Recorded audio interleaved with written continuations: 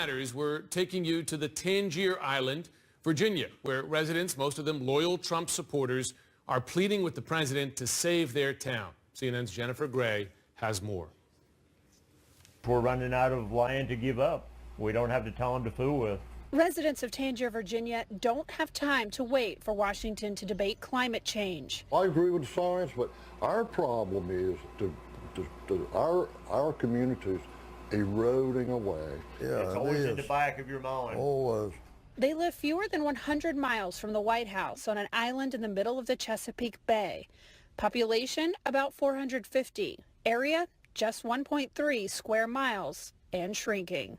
During severe weather such as Superstorm Sandy in 2012, the island is buried under feet of water.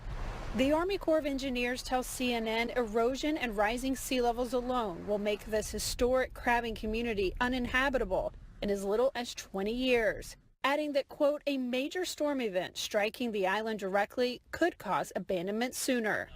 It's a heartbreaking prospect rejected by many locals whose families have been living and fishing off the island since the 18th century. What I tell our citizens as mayor, do not lose hope. In a small room in the Old Town Clinic, Mayor James Ooker Eskridge meets daily with fellow lifelong residents to discuss the island's fate. There are people out there that say, we'll just move. Why do you live here? That's a silly statement for them. Silly statement. You don't just leave your home. We're savable. Yes, right we now. are. We're very savable right now. Yeah, Donald Trump, if you see this, I mean, whatever you can do, we welcome any help you can give us. Donald Trump received 87% of the island's presidential votes last November. Some of Tangier's locals say they care less about his controversial view on climate change and more about his views on infrastructure. He's cutting the regulations. I believe he's concerned about our safety. The Army Corps of Engineers will begin building a jetty to protect the harbor here next year, but the rest of the island will need a far larger and more expensive barrier to survive. He's going to cut down on the time it takes to study something. We've been studied to death. We just need something done. Mapping data shows how rapidly the shoreline has waned in the past, and without significant intervention, the small American town will continue to disappear into the bay at the rate of 16 feet a year in some places. So what could Tangier Island look like for future generations if the predictions do come true? Well, we're about to go find out at a place called the Uppards. Carol Pruitt-Moore is a seventh-generation islander. She takes this short boat ride from the main island every day to walk along an abandoned shoreline and reflect on the past. As recently as the 1920s, an entire community lived right here. We're only about 1.5 miles from Tangier, and this is all that's left of the Uppards. What do you think about when you come here every day and take your walk? Well, I mean, like when I find pieces of glass and pottery, I try to imagine the people who may have used them and, what their lives were like. I'm sure they never thought, we would have to leave Uppards because it's their home. If we don't get help, it's going to be like Uppards, just memory. Her name was Polly Parks. She died in 1913. Wasn't many years after this that the entire community was under. So one of your fears has got to be somebody like you one day walking around Tangier, picking up pieces of glass, wondering about your life. My life. Sea level rise isn't just affecting Tangier and its 450 locals.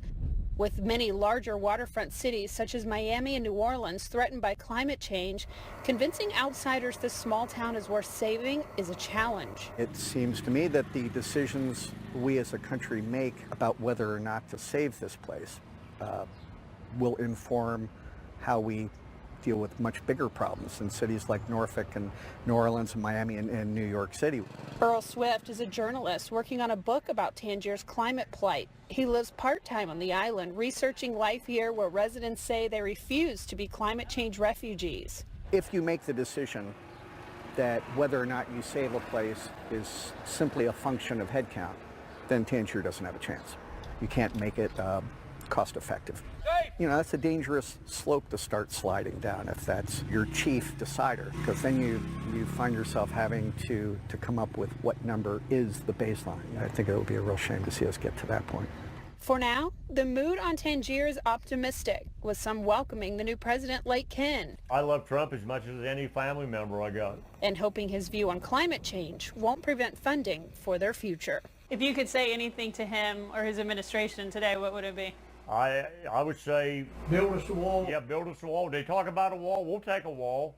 We'd like to have a wall all the way around Tangier. We'd love a wall. Jennifer Gray, CNN, Tangier Island, Virginia. Fascinating story. Our thanks to Jennifer Gray. Be sure to follow me on Facebook and Twitter at Jim Sciutto, or tweet the show at The Lead CNN. And tune in this Sunday morning for State of the Union